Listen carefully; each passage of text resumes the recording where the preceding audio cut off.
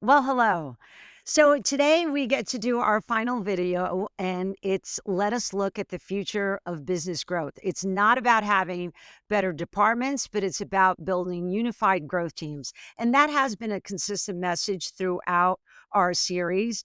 But let's talk about why silos are killing agility. And I think it kind of feeds in nicely from our last video when we were talking that it was more of a relay race. But, Rob, what are your thoughts and perspective? Well, I mean, we said at the very beginning of, I think it was the very first business and the very first video, it was really to say that customers want problems solved. That's what they want. They're going to wake up in the morning, they've got an issue, and they want people to help them solve that issue. So the message from organizations who want to sell services to those customers needs to address that problem. And they won't care about whether that message comes from marketing or sales. So bringing those two functions together, aligned with the same aims, same culture, and the same values in the same way in which they're measured, is one way to get everybody focused on solving customer problems, and that creates growth. I think you also mentioned about agility, and I think that making sure that there's a continual communication between both marketing and sales means that the message and the tactics are always changing, always tweaking. And that's necessary in this market because markets are always changing and always being tweaked. Yeah, Rob, it's interesting. I like it. It reminds me of a particular client that I'm working with now, and we're working on different, kind of sales strategies, different sales, campaigns, email campaigns, things of that nature. And there's a clear disconnect between the sales and the marketing side as far as how the campaigns are managed and how what's important, what's relevant. So this is where the consistency in the message is important. How do you unify the teams, but also tracking the KPIs? I know we've talked about this in some of our past videos. The importance of making sure that the KPIs are aligned between sales and marketing, and really with the single focus that it's the customer experience is number one, right? This is what we're trying to accomplish. And if everybody has that lens, I think it will make for a better solution for the client, a better pitch for the client, and clearly a more unified uh, organization between sales and marketing. Yeah, absolutely. And I think it obviously, selling is the name of the game. Ultimately, organizations only survive when they're bringing business in, but selling cannot exist purely by itself, certainly not in a professional services B2B context.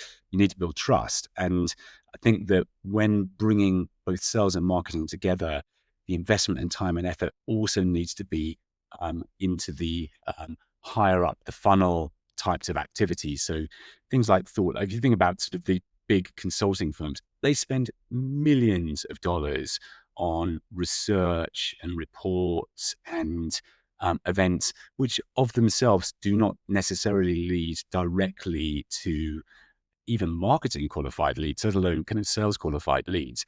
But they're not stupid. They know that this leads to building brand, building trust, building connection, which then over time, and it is over time, feeds into what turns out to be a sales process.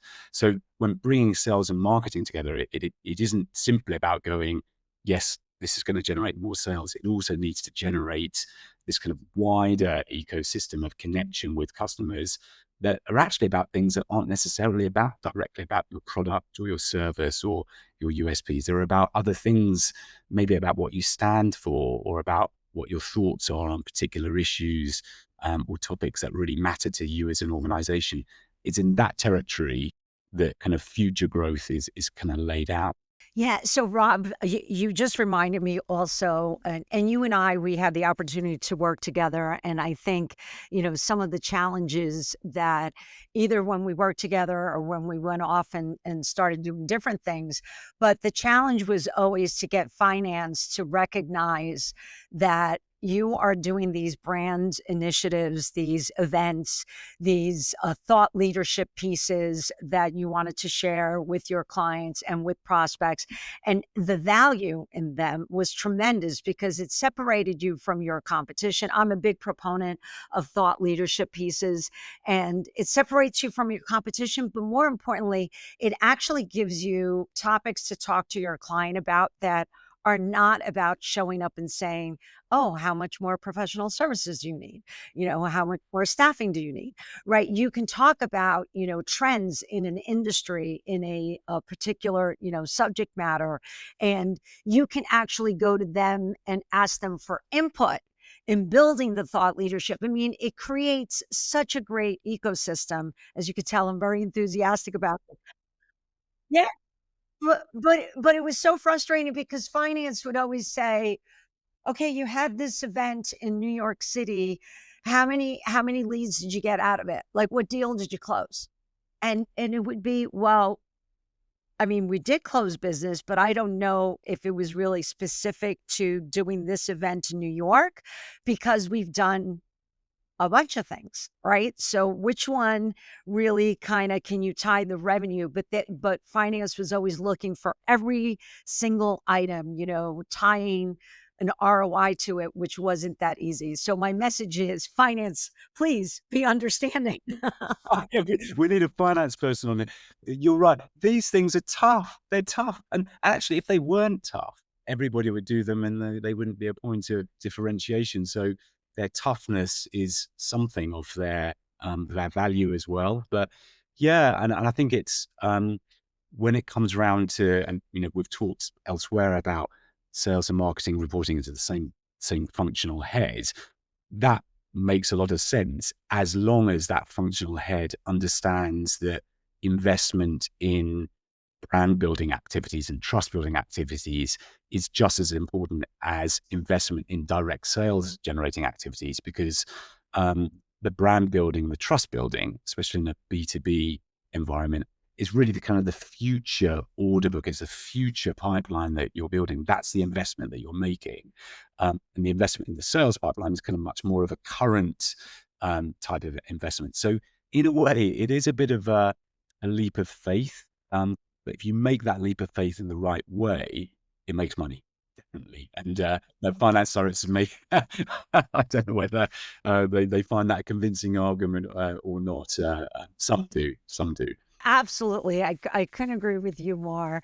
I would say, kind of in summary here, that any company that breaks the walls between sales and marketing and finance will Yeah, be the we had one. that one in as well. Yeah, yeah. Right, right.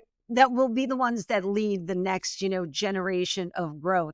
So I have to say, Rob, I can't believe that we've done 6 videos. It's been a pleasure for us to do this together. Look forward to our next series. Thank you, Anna. That was really fun.